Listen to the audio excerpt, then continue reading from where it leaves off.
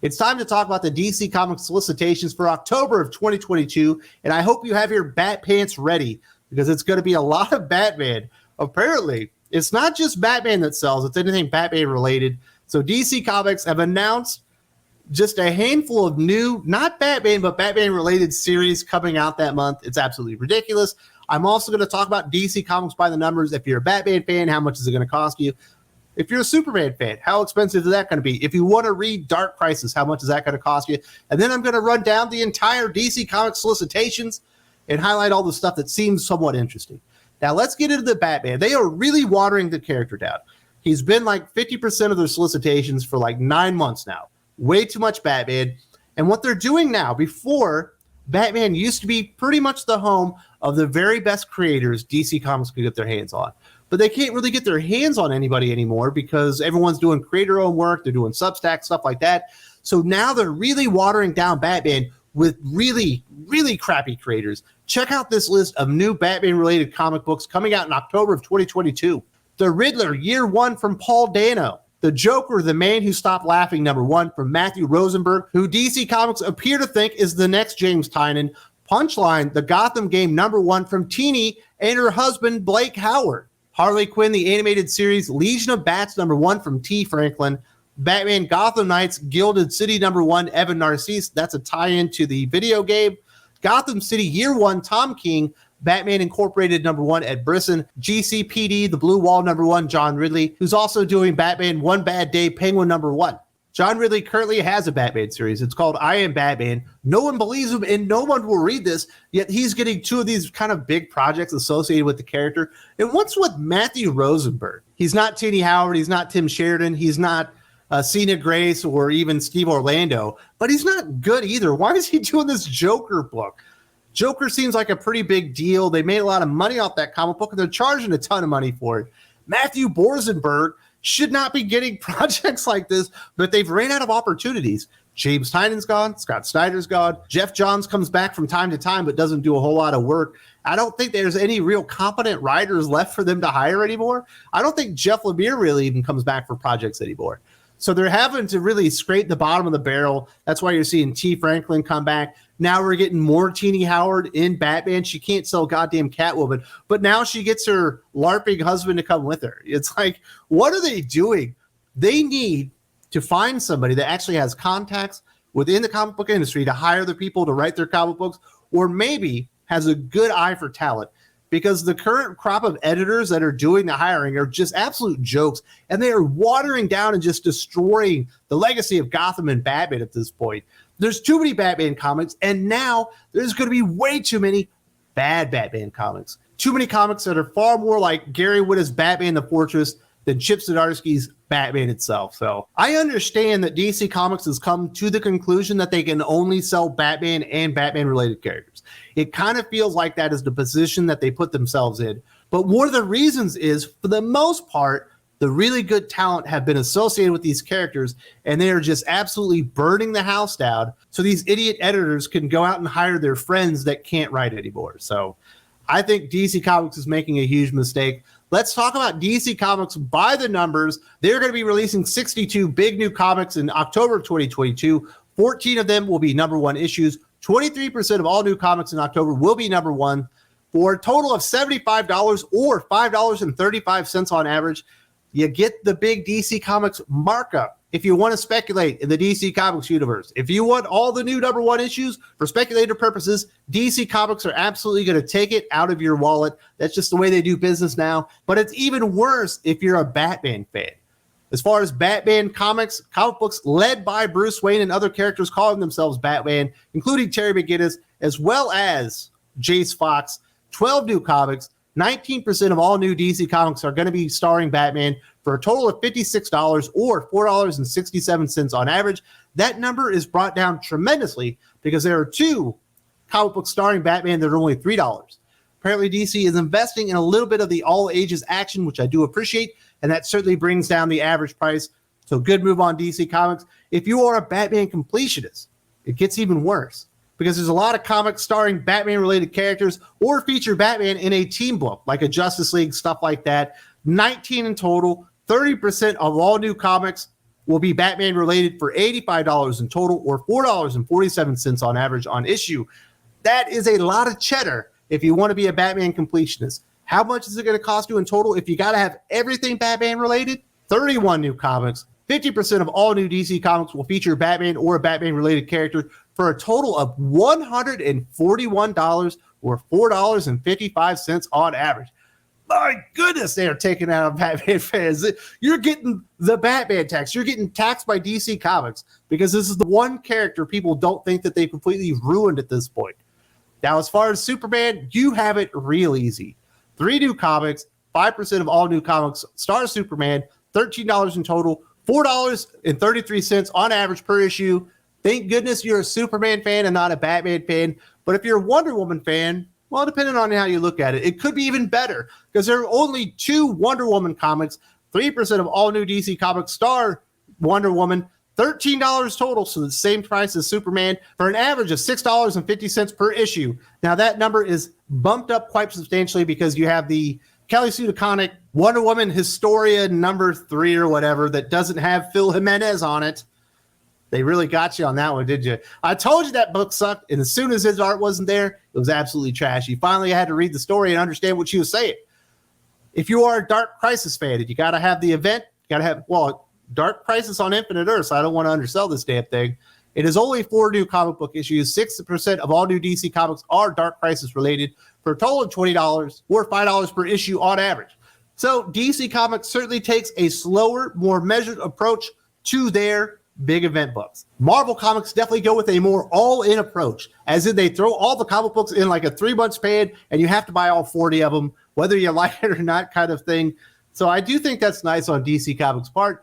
Now that we've seen DC Comics by the numbers, this is a longer video. It's probably going to take another 20 minutes, maybe 15, something like that. If you don't have a refreshment, definitely get you a Coors Light, an iced tea, or something like that, maybe even a Snapple. And let's get right into the comic book solicitations themselves. First up, Batman 128, Chip Zdarsky, Jorge Jimenez. Failsafe has taken his family, his allies, and now his city. Broken and beaten, Batman retreats to the last place on Earth he can hide. But nothing can truly hide from Failsafe. So it sounds like Ultron is on the attack, people. The Riddler, Year One, Paul Dano, Steven Subik. I am so done with Year One stories, it's not even funny. You couldn't sell me on a Hawkman Year One story at this point, even if it was written by Robert Venditti. I'm just not doing it anymore. Find a new goddamn writing trope. And why are you bringing in the guy that played the Riddler in the movie? Like, is he a comic book writer? Like, he's not even a celebrity. He's like a pseudo-celebrity, maybe. Batman One Bad Day, Penguin #1, John Ridley, Giuseppe Camuncoli. They are having to do full returns on all the Batman One Bad Day comic books at this point because nobody apparently is ordering them because they're not interested. The Joker, The Man Who Stopped Laughing #1, Matthew Rosenberg, Carmine Diagomenico. Should have let this die when James Tynion left, if you ask me. Punchline, The Gotham Game #1, written by Tini and her husband, Blake Howard. That's why you never say things can't get worse at Marvel and DC Comics, because next thing you know, all of a sudden, Tini's bringing in her husband to like co-write comic books about Punchline. And then you're like, oh, I guess it can get worse. Harley Quinn, the animated series, Legion of Bats #1, T. Franklin, Shea Beagle. It's guaranteed that I will review at least 2 of these issues because that last Harley Quinn series T. Franklin did was among the worst things that you'll ever read in your life. Batman, Gotham Knights, Gilded City, Evan Narcisse, Abel on art. Each issue will also offer a code for readers to redeem in the Gotham Knights game. For an exclusive item, for issue 1, readers will receive a code for an exclusive skin variant. For the Bat Cycle, readers who redeem the codes for all 6 issues will receive a special 7th item. So that's the reason you should buy this comic book. Not because the comic's good, but if you want to play the video game and get like exclusive skins and stuff. Gotham City Year One, Tom King, Phil Hester. Everything I just said about Year One stories and not wanting any more of those, you can just replace the words Year One with Tom King, and that's how I feel about him too. I don't need any more Tom King. I certainly don't want him on a Gotham City Year One book.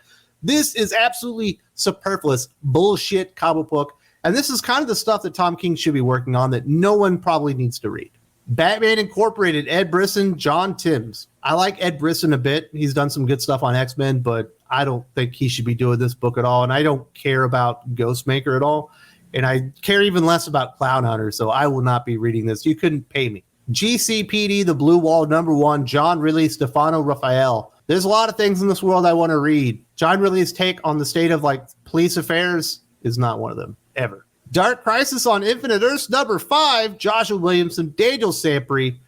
After the shocking events of the last issue, Pariah has won. We're not even in. There's 2 more issues. What are you doing? And now as Dark Army is poised for the invasion of our world, it's up to the Titans to rally the remaining heroes to defeat Deathstroke's ever-growing forces and avert total destruction. An epic war starts on the steps of the Hall of Justice, and only a miracle could help the heroes now. Man, I bet a miracle would be the Justice League returning. But all hope is not lost, as the worlds without a Justice League have begun to loosen their grip. But can the heroes return to Earth if it means one member of the Justice League could be lost forever? Yeah, okay, exactly. That's when the Justice League is going to return. And one of them is going to be lost forever. If I had to choose, I would say Black Canary. Dark Crisis, The Deadly Greed, number 1, Josh Williamson, Dan Waters, Ram V, and others. Daniel Bayless on art. This is going to be the Super Swamp Thing, which actually debuted last year. Someone reminded me Dan Jurgens already did this.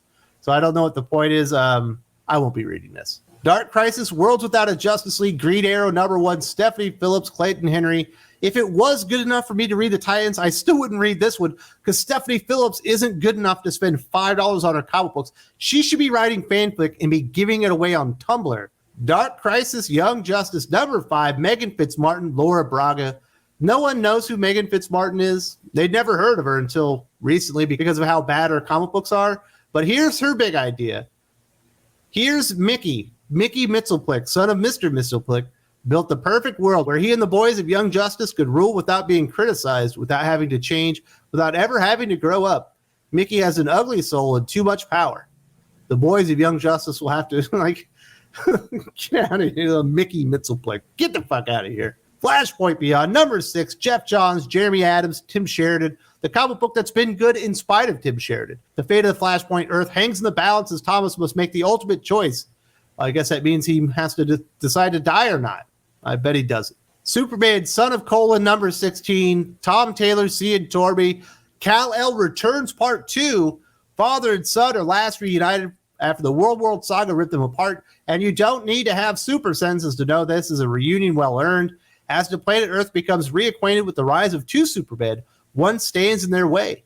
Lex Luthor sets his deadly machinations in motion as the march towards Action Comics 1050 continues. We'll see how the story starts out, whether or not I can actually stomach to read another one of these, you know what I mean? Action Comics 1048, Philip Kennedy Johnson, Mike Perkins. Man, there better be some Green Lanterns in here if you got some Mike Perkins.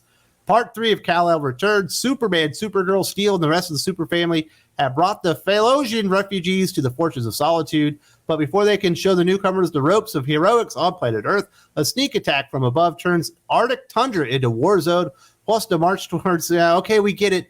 Action Comics 1050 is coming up. I thought the Fortress of Solitude was moved to the Bermuda Triangle by Brian Michael Bendis, another one of his genius ideas. I guess they just forgot it. I don't really blame him, I guess. But I do take a certain level of offense to this being called Kal-El Returns. Clark Kent doesn't call himself Kal-El. That's his Kryptonian name. He was never raised Kryptonian. He's Clark Kent. Even when he meets other Kryptonians, he introduces himself as Clark Kent. The only people that think he's Kal-El, I guess, are the DC Comics editors. Wonder Woman, Hysterectomy, The Amazons, number 3. Kelly Sue DeConnick, Nicola Scott, $8. DC's Tears Through Time, number 1. Paul Levitt, Scarlett Pacheco, Jeremy Hahn, Tim Seeley, Zach Thompson. I don't normally like anthologies, and I'm certainly not going to spend $10 on an anthology with no really good creators. I mean, I like Paul Levitt's, but it's not enough. DC Horror presents Sergeant Rock versus the Army of Dead, number 2. Bruce Cable, Eduardo Rizzo. I like Bruce Cable and I like the Army of Darkness, but I'm not reading this. Deceased, War of the Undead Gods, number 3. Tom Taylor, Trevor Hairsine. The blockbuster final arc of the series continues, 3 of 8, as a warrior princess is mourned on Themyscira, and old god comes to warn of the threat of the new gods. Meanwhile, across the stars, Adam Strange fights the unthinkable, and the main man himself, Lobo, tears his way into Deceased. New battle lines are drawn as the anti-living spread across the universe. I'll be reading that. It's going to be good. I really like Deceased. If you haven't read the very first story, you should do that. I think you'll dig it too. Static, Shadows of Dakota, number 1. Nicholas Draper, Ivy, and Vita Ayala. Batman versus Robin, number 2. Mark Waid, Mahmoud Aswar. Mark Waid's as hot as can be at DC Comics. Mahmoud Aswar is a really good artist. This is coming out of the pages of Batman Superman World's Finest. In the wake of Damian Wayne's devastating attack on the Batcave, oh my goodness, Bruce and Alfred are on the run and running out of time. You know what's interesting is this is taking place in continuity. They like just tied them together in the last issue of Batman Superman World's Finest. So that would mean that Alfred's back somehow. Has he been raised from the dead? That's an interesting question. I didn't expect to see that there because Alfred's supposed to be dead, and this is supposed to be in continuity and caught up to what we're reading now. That could be very interesting. Batman and Scooby-Doo Mysteries #1, Sholly Fish and Dario Brazula. This is probably one of the top 5 DC comics to release in the month. You know what I'm saying? Batgirls #11, Becky Cloonan, Michael Conrad, Cluedrad with Neil Googe. Batman Nightwatch #2, Jay Torres, Marcelo Di Chiara. This is another one of those kids' comic books. It's only $3. Thank goodness they have $3 comic books back. Batman Superman World's Finest #8, Mark Waid, Dan Mora. Reckless youth continues as Superman and Batman struggle to mentor the new boy Thunder. The key has drawn the world's finest team into an impossible dilemma, unlike any they've ever faced when the entire city of Metropolis goes into a deadly lockdown. This thing has been brilliant. This is guaranteed right here to be the very best comic book they published the entire month. Every single issue has been spectacular. I'm going to read Batman vs. Robin, and I'm certainly going to be reading Batman Superman World's Finest. This thing is an absolute gem. Batman Beyond the White Knight #6, Sean Gordon Murphy. After years of rivalry, it's the showdown you've been waiting for. Jason Todd versus Dick Grayson. I've already seen that in Battle for the Cowl. Dick Grayson what? Who's the best Robin? It's Dick Grayson. Find out in this issue. I already know it's Dick Grayson. Plus, with the help of an unexpected ally, Bruce Wayne aims to take Derek Powers down for good. But will the malevolent millionaire's newfound power prove to be too much for the former Batman? Batman the Fortress #6, Gary Whitta, Derek Robertson. I might be talking about this comic book today or sometime this week. Well, it's not this issue. Obviously, it'll be issue #3, but this thing has been an absolute dumpster fire. Gary Whitta makes Daniel Kibblesmith seem like Arnold Schwarzenegger. You know what I'm saying? He's so low T, it's not even funny. Batman the Audio Adventures #2, Dennis McNicholas, Anthony Marquez, and J-Bone. I like the name J-Bone, but I don't know why this comic book even exists. Batman the Night #10, the final issue of Chip Zdarsky and Carmine DiGiomenico's Year Zero story for Batman. Bruce Wayne's worldwide journey has reached its conclusion. Is he ready for the brutal final exam? The acclaimed series comes to a shocking climactic, and in this young Dark Knight will face the ultimate test. Batman Urban Legends 20, Jim Zub, Joey Esposito, Chris Burnham, and Nadia Shabitz. They would have charged you $8 for that group of creators. Are you kidding me? I think this is the final issue. I believe it is. This thing went absolutely downhill as soon as Chip Zdarsky and his Red Hood story left the scene.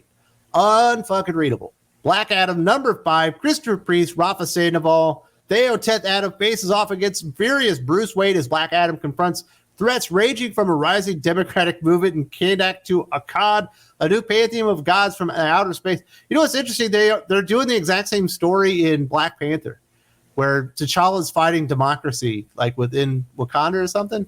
Whatever, man. I thought he was dead. Black Adam, The Justice Society Files, Dr. Fate, #1, Kevin Scott, Brian Q. Miller. $6 for a Kevin Scott comic book that means nothing as far as the comic book universe. I'm going to take a pass. Blood Syndicate, Season 1, #6, Jeff Thorne, Chris Cross, and Juan Castro. Chris Cross is a reason to buy a comic book. Jeff Thorne is a bigger reason not to. Catwoman 48, Tini Howard, and Nico Leone. DC versus Vampires, #10, Matthew Rosenberg, the understudy of James Tynion with Otto Schmidt. This thing's been pretty good. I enjoy it, but it's not like must-read kind of stuff. If you want some popcorn comic book, this is a good choice. DC versus Vampires, All Out War, #4, Matthew Rosenberg, Alex Pacnadel, Pasquale Quilano. It's not good enough for tie-ins, you know what I'm saying? At all. DC Mech #4, Kenny Porter, Baltimore Rivas. Deathstroke Inc. #14, Ed Brisson, Dexter Soy. Outgunned and overwhelmed, Deathstroke's first mission takes a shocking and brutal turn. Is this part of that stupid Deathstroke Year 1 thing still? I bet it is. Yeah, I'm not reading this. Who cares? Deathstroke Year 1, get the hell out of here. Detective Comics 1065, Rhea B. Raphael Albuquerque. The Oregon family has dramatically arrived after traumatic events at the docks in Gotham, and they are ready to reclaim the land that belongs under their name. An English surname you may know better as Arkham. Everything ends up tying back to like the Arkham family or the Wayne family in Batman comics. You know what I mean? Duo number 6, Greg Pak, Coy Pham, and Scott Hanna. Fables 156, Bill Willingham, Mark Buckingham. Connor Wolf is taking a shine to a wandering hero who has plans to teach Connor all he knows.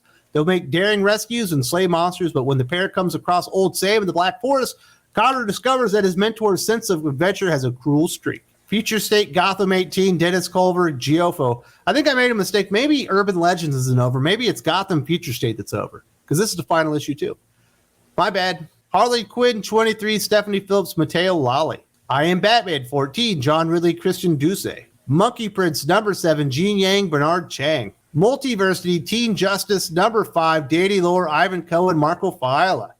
You can see lesbians play field hockey for 32 pages, and it only cost you $4. Nightwing 97, Tom Taylor, Bruno Redondo. This thing has been dragging along for so long now, and finally Batgirl gives Nightwing her answer. Are they going to get married or not? I think technically they are married. Didn't that happen during Dark Knight's Death Metal? Or maybe they decided to get divorced afterwards. Well, it's this. I want to read this series because I love Nightwing so much, and Tom Taylor's Nightwing was okay. It's just, it never went anywhere. I guess they're still stringing Batgirl and Nightwing along. Goodness. Poison Ivy number 5, G. Willow Wilson, Marcio Takara. Hello, sweetie. You're absolutely pathetic. Well, thank you. Scooby-Doo, where are you? Ivan Cohen and Walter Carson. Sword of Azrael number 3, Dan Waters, Nicola. Not even going to try on that one. If you like Azrael, this is probably the series for you. Dan Waters is actually a good writer. It won't be super exciting or action-packed, but it'll be very, very in-depth as far as a character study. The Flash 787, Jeremy Adams, Fernando Passerin, and Matt Ryan. I guess this is the first Flash issue that's not a tie-in to Dark Crisis as it started. Wally West is back from adventures to save Barry Allen, but there's no time to celebrate, as a new alien with a penchant for golden belts and trucker hair has added a new sting to the life of the Flash. It appears like he's wrestling. So I will be reading this. This is all my favorite things put into one comic book. The Flash, The Fastest Man Alive, number 2, Kenny Porter, Juan Ferreira. Juan Ferreira is a really good artist. I don't think Kenny Porter is a very good writer. And this is a tie-in to like the Flash movie, like with the really annoying version of Flash from the movies. Yeah, it's like holed up and has people held hostage and stuff like that. And I'm not reading this. The Human Target, number 8, Tom King, Greg Smallwood. Man, this thing's got some great art, but it is brutal, just like the solicitation says there. Tom King is just, he is the character slayer. He will destroy anyone's character that he wants to. I don't know why he gets to do that stuff. Jurassic League number 6, Daniel Warren Johnson, Juan Gedeon. If you're looking for a fun adventure, this is really good. If you're looking for like a really interesting take on the Justice League as dinosaurs, you're not going to get that so much. It's just kind of a standard Justice League story, but they are reskinned as dinosaurs, but it's enjoyable. The new champion of Shazam number 3, Josie Campbell, Evan Doc Shaner. I read a couple of interviews about this from these two creators, and there's no way I would ever read this book. Nice House on the Lake number 11, James Tynan, Alvaro Martinez Bueno. People say it's great, and I disagree. Tim Drake Robin number 2, Megan Fitzmartin, Riley Rossbow. I don't know how you could have found a worse writer than Stephanie Phillips to pair with Riley Rossbow, but they did. Megan Fitzmartin is absolutely worse. Probably the worst writer in all of comic books right now. This thing is going to be unreadable. It's going to be terrible. But I will review it here on the channel because she's going to do something so stupid that I have to. Titans United, Blood Pact number 2, Kevin Scott, Lucas Meyer. Titans United was fine. I don't think it was good enough for a sequel, but I'll probably check it out. Wonder Woman 792, Becky Cloonan, Michael Conrad, Clunrad, Marguerite Savage. Young Justice Targets number 4, Greg Weisman, Christopher Jones. We'll see about that one. Those are your DC Comics solicitations for October 2022. Not a whole lot there that I'm all excited for. I will read some of them, but it'll be reluctantly on a lot of points. Be reading Batman, Superman, World's Finest. That one's damn good. Batman versus Robin is going to be good. The Flash is going to be good. Hopefully Tom Taylor's Superman doesn't ruin what Action Comics has been up to, but it's slim pickings over at DC Comics, and that's just kind of the way it is right now. Some of you may have noticed Dark Crisis is now Dark Crisis on Infinite Earths. That is because DC Comics are absolutely desperate because no one is buying the comic book. When I say no one, I mean retailers. I talked all about it a few days ago, covered it here on the channel. If you missed the big announcement, here's all the details and why this is happening.